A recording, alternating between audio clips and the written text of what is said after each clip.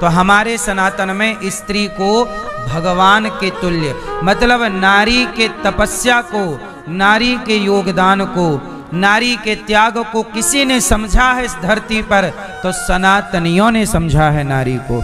और किसी मजहब पंथ के व्यक्ति ने नारी की इतनी कदर नहीं की। इसलिए मैं भारत की हिंदू बेटियों से कहता हूँ कि हिंदुस्तान, हिंदुओं में नारी का जितना सम्मान है, अन्य तुम यदि सनातन को छोड़कर कहीं जाओगी, लव जिहादियों के हाथ लग जाओगी, तो मेरी बहनों वहाँ नारियों का सम्मान नहीं है। वहाँ नारी केवल भोग का सामान है, भोग की वस्तु है, जबकि हमारे यहाँ नारी को देवी कहा जाता है।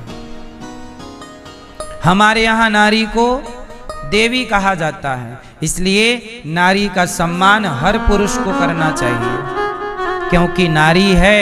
कहते हैं ना, नारी निंदा मत करो, नारी नर की खान, और नारी ने पैदा किए राम कृष्ण हनुमान।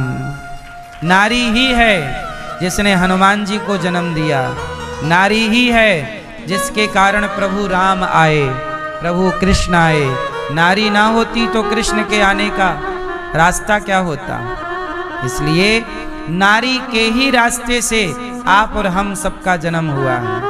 इसलिए नारी हर रूप में दिखाई पड़ती है, माता के, बहन के, पत्नी के, बेटी के, काली के, कामाख्या के, अनेक रूप हैं नारी के। इसलिए सनातन में राम का व्रत एक दिन का होता है, कृष्ण का व्रत एक दिन का होता है, पर माता रानी का व्रत 9 दिन का होता है। देवता की पूजा एक दिन की है और माता रानी की पूजा और 9 दिन भी साल में 2 बार, और रामनवमी साल में 1 बार, और कृष्ण जन्माष्टमी साल में, और शिवरात्रि साल में। पर माता जी के इतना आदर है नारी का सनातन में। तो आप भी अपने सम्मान को बचाए रखिएगा। जब आप गलत रास्ता अपना लेंगे तो आपका भी सम्मान समाज में नष्ट हो जाएगा। हम सबकी जिम्मेदारी है। यदि आप हमारा सम्मान करते हैं, हमारी इज्जत करते हैं, तो हमें वही काम करने चाहिए जो सही है। क्योंकि यदि गलत काम हुए तो समाज की, जो समाज का विश्वास है, वो विश्वास टूट जाएगा।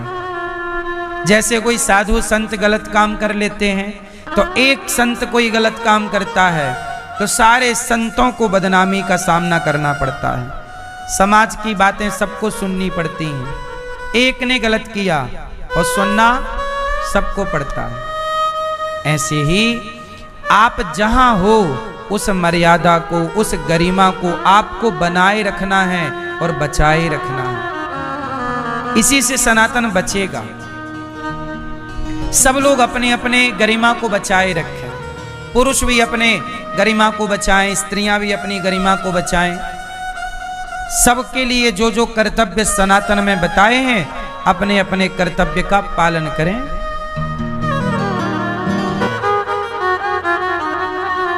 माद्री के 2 बेटे और कुंती के 3 बेटों में आपस में, याद रखिएगा, ये दुनिया दुर्योधन योजना बना रहा है कि पांडवों को आपस में लड़ाया जाए। दुनिया चाहती है फूट डालो, शासन करो। जब कर्ण से पूछा गया कि बताओ क्या करें, तब कर्ण ने कहा कि नहीं, उनमें आपस में फूट हो नहीं सकती। पांडवों में आपस में फूट, याद रखिएगा, जिन भाइयों में फूट हो सकती है उन भाइयों का नुकसान जरूर होगा। इसलिए कहता हूं कि जमाना कुछ भी बोले भड़काए, आप आपस को मजबूत रखिएगा। भैया नहीं हो, आप 3 भाई नहीं हो, आप 5 भाई नहीं हो, हम सनातनी 4 भाई हैं सब लोग। हम सब सनातनी कितने भाई हैं? जोर से, वो कौन कौन हैं? कौन हैं? ब्राह्मण किसकी संतान है? भगवान की। क्षत्रिय किसकी संतान है? भगवान की। वैश्य किसकी संतान है और शूद्र किसकी संतान है? भगवान की। तुम चारों का बाप एक है, तुम चारों का पिता, तो तुम चारों भाई हुए कि नहीं? इसलिए इस भारत में, इस धरती पर ब्राह्मण, क्षत्रिय, वैश्य, शूद्र तुम चारों भाई हो। एक दूसरे के गले मिलके रहो, मिलजुल के रहोगे ना तो भारत की तरफ कोई आंख उठाकर देख नहीं सकता। और जब तुम लड़ जाओगे तो तुम्हारी लड़ाई के कारण ये देश 1000 साल तक गुलाम रहा, केवल तुम्हारी आपस की लड़ाई।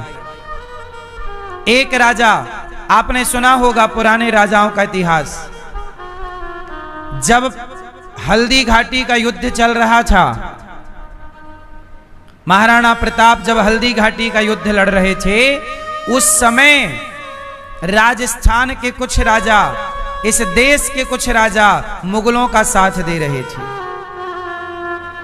बोलो हां कि ना? सही है। जब अंग्रेज इस देश में अत्याचार कर रहे थे, जब जलियांवाला बाग हत्याकांड हुआ, अंग्रेजों के ऑर्डर से जब सैकड़ों हिंदुओं को मारा गया, तो ऑर्डर देने वाला अंग्रेज था और उसके ऑर्डर पर गोली चलाने वाले अपने थे। एक गोली उसकी तरफ चला देते तो ये खेल ही ना होता। सही है गलत है? इसलिए मेरी मां कर रहा, छोटा कैसे हुआ? मैं अपना काम कर रहा हूं, बड़ा कैसे हुआ? सब अपने अपने काम कर रहे हैं, सब अपने अपने काम के मास्टर हैं।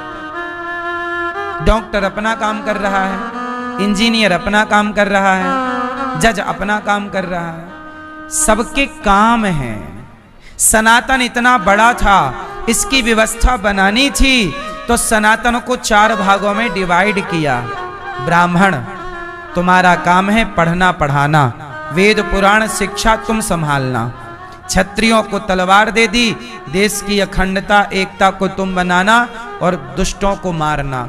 वैश्यों को काम सौंपा, बिजनेस व्यापार तुम संभालना और देश को आर्थिक मजबूती देना। और शूद्रों को कहा कि तुम इन सबके साथ खड़े होना, क्योंकि इन सबके साथ कोई तो खड़ा होगा।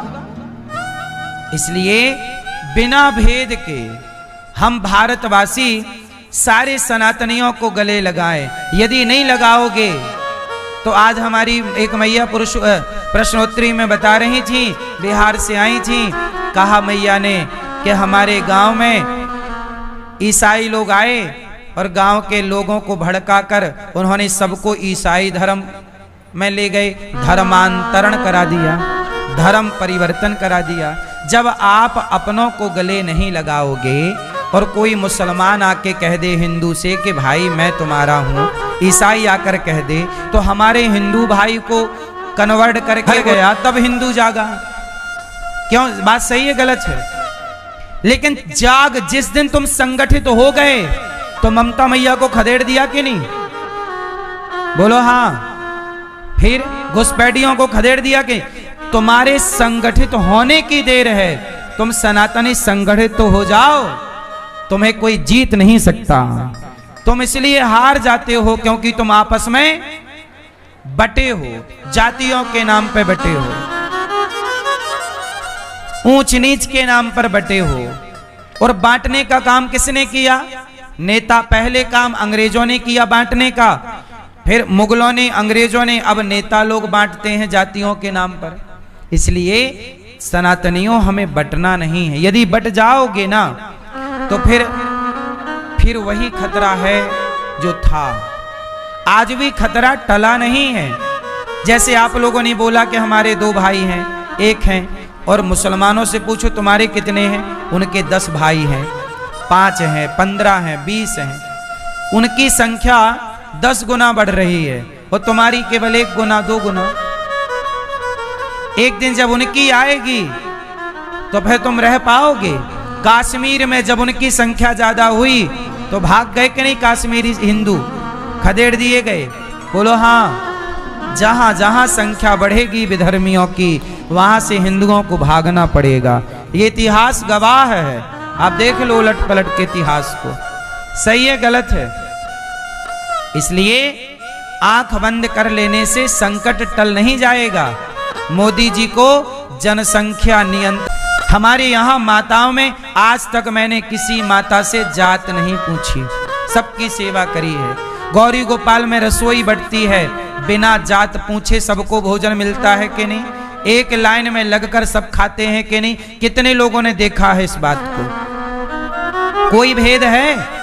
मैंने तो जातवाद की दीवारों को तोड़ दिया और जातियां बनी हैं व्यवस्था के लिए।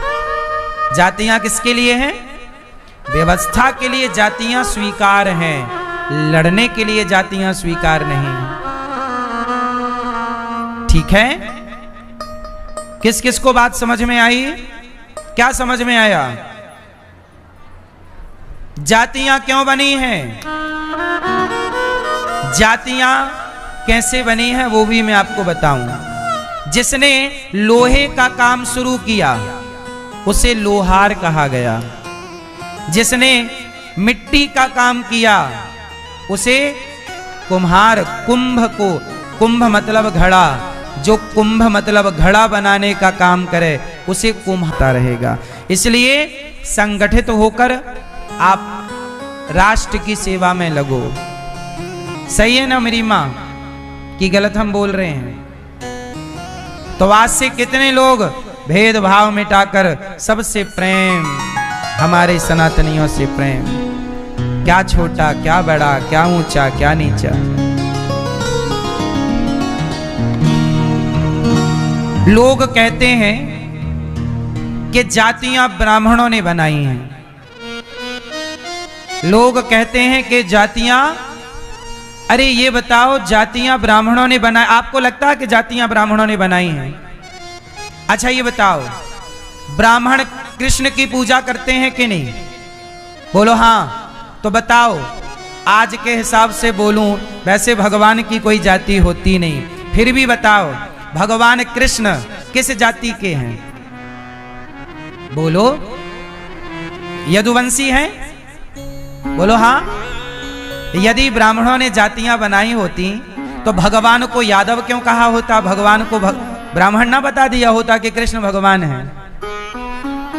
यदि लोग कहते ना वेद पुराण तो पंडितों ने लिख दिए, पंडितों ने लिखे होते तो ब्राह्मण यादव की पूजा क्यों करता?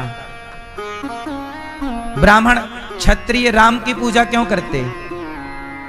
बोलो हाँ। मंदिर किसके बनते हैं? या तो राम के या तो कृष्ण के, और दोनों ही ब्राह्मण नहीं हैं। भगवान की वैसे कोई जात नहीं होती, पर जो आज की बातें हैं उन पर मैं जरा देर के लिए बात, ब्राह्मण हो जाते हैं, आपस में लड़ाते हैं।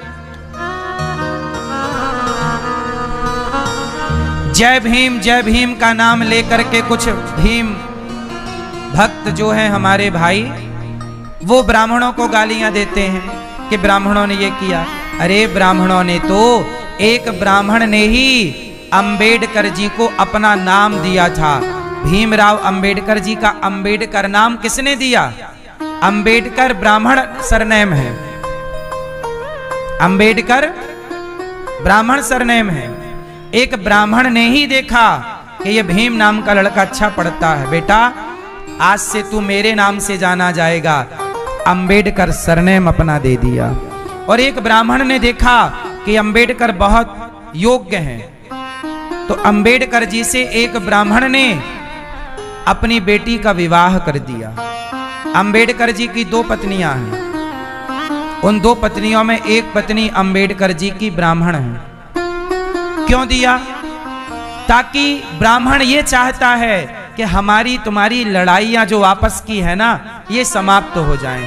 ब्राह्मण क्षत्रिय वैश्य शूद्र हम चारों मिलकर रहें, तो हम सब मिलकर रहें, आपस में लड़ाइयां ना हो।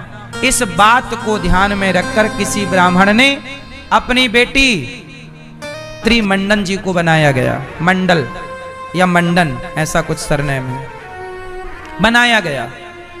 पाकिस्तान में वो कुछ ही साल रह पाए कि वहां के मुसलमानों ने उनको खदेड़ दिया और उन्हें वापस पाकिस्तान के कानून मंत्री को वापस भारत आना पड़ा। ये इतिहास की बातें हैं, पढ़ लीजिएगा। परंपराएं हैं, संस्कृतियां हैं, भाषाएं हैं, इसलिए हमें आपस में नहीं लड़कर एक भारत माता की शरण में रहना चाहिए। हम सबकी एक ही माता है, भारत माता। बोलिए भारत माता की जय हो। हम सबके एक ही पिता हैं, भगवान श्रीमन नारायण। चाहे आप राम कहो, कृष्ण कहो, जगन्नाथ कहो, बिहारी जी कहो, एक ही तत्व है। हमारी माता एक, हमारा पिता एक।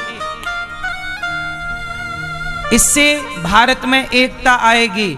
नेता लोग कितना भी लड़ाएं, दुर्योधन लड़ाना चाहता था पांडवों को, पर पांडव आपस में लड़े नहीं। ये बात मैंने इसलिए कही कि कोई कितना भी लड़ाए, पर हमें आपस में नहीं लड़ना चाहिए। बस मैंने ये बात कही। महाभारत की एक बात मैंने पढ़ी तो मुझे लगा कि ये बात हम सबको बता देनी चाहिए कि पांडव 5 भाई थे और हम सनातनी 4 भाई। और यदि मैं सनातन को बड़ा रूप से देखूं तो अभी 4 भाई और हैं। कहो तो मैं और 2 मिनट लेके बता दूं आपको। बताऊं कि नहीं? सुनो, हमारे 4 भाई और हैं। कौन कौन? तो हमारे 4 भाई में एक भाई है सनातनियों के, एक भाई है जैन। कौन? जैन हैं लोग अपने को, पर मुझे लगता है हम सनातनी यही तो है, वसुधैव कुटुंबकम। हमारा परिवार बड़ा है, हम सबको अपना मानते हैं। हमारी लड़ाई, हमारी दुश्मनी तो मुसलमानों से भी नहीं है, पर जब मुसलमान हिंदुओं पर प्रहार करते हैं, हिंदुओं की बहन बेटियों को ले जाते हैं लव जिहाद में और गैया को मार डालते हैं, तब फिर हम हिंदुओं को लगता है कि भाई तुम हमारे विचार से सहमत नहीं हो, तो अब हम भी तुम्हारे विचार से सहमत नहीं। विचारों की लड़ाई है, व्यक्ति की लड़ाई किसकी है? सिर्फ विचारों की। हम गाय को माता मानते हैं, तुम गाय को खा जाते हो। जब तक तुम गाय को खाते रहोगे तब तक तुम्हें हम अपना भाई नहीं कहेंगे, क्योंकि हमारा भाई वो है जो गाय को माता कहता है। हमारा भाई वो है जो गंगा को माता कहता है। हमारा भाई वो है जो भारत को माता कहता है। जो भारत को माता नहीं मानता, गंगा को माता नहीं मानता, जो गाय को माता नहीं मानता, वो कभी हमारा भाई नहीं। हिंद महासागर है, समुद्र का नाम क्या है? हिंद महासागर। हमारे सनातन में, ये सनातन कितना पुराना? 8 लाख साल पुराना तो राम सेतु है। दुनिया क्या बताएगी हमें? 8 लाख साल पुराना क्या है? राम सेतु। 5 साढ़े 5 हजार साल पुरानी द्वारिका है जो पानी के अंदर डूबी, मिल गई। तुम्हारे अवशेष 2000 साल पुराने हैं, 3000 साल पुराने हैं। हमारे अवशेष तो लाखों साल पुराने हैं। तुम हमें क्या बताओगे कि हम बंदर की संतान हैं? हमें क्या बताएंगे डार्विन के हम बंदर की संतान हैं? हम ऋषि मुनियों की संतान हैं भाई। हमें क्यों तुम बरगला रहे हो कि हम बंदरों की संतान हैं? सनातनी श्रेष्ठ विचार वाली परंपरा है, ऋषि मुनियों की परंपरा है। जब दुनिया में कुछ नहीं था तब सनातनियों के पास टेक्नोलॉजी थी। रावण सीता मां को चुरा के ले गया, तब भी विमान थे, पर हम लोगों को लगा कि प्रकृति खतरे में चली जाएगी, इसलिए ऋषि मुनियों ने फिर नए आविष्कार करने बंद कर दिए, क्योंकि लोग उनका मिसयूज करते। अच्छा, महाभारत में, अच्छा ये बताओ, टीवी, आप लोगों ने टीवी को देखा? टीवी का आविष्कार कब हुआ? लगभग 100 साल पहले, और मोटा मोटा 200 साल मान लो, और मान लो चलो 300-400 साल, जबकि इतना पुराना ये आविष्कार नहीं है। लेकिन एक बात बताओ, जब अच्छा ये बताओ, महाभारत कितने साल पहले हुआ था? जोर से 5000 साल पहले, 5500 साल। 5000 साल पहले भी जब महाभारत चल रहा था तो आंखों देखा हाल बताओ, महाभारत का कौन किसे सुना रहा था? संजय सुना रहे थे किसे? धृतराष्ट्र को।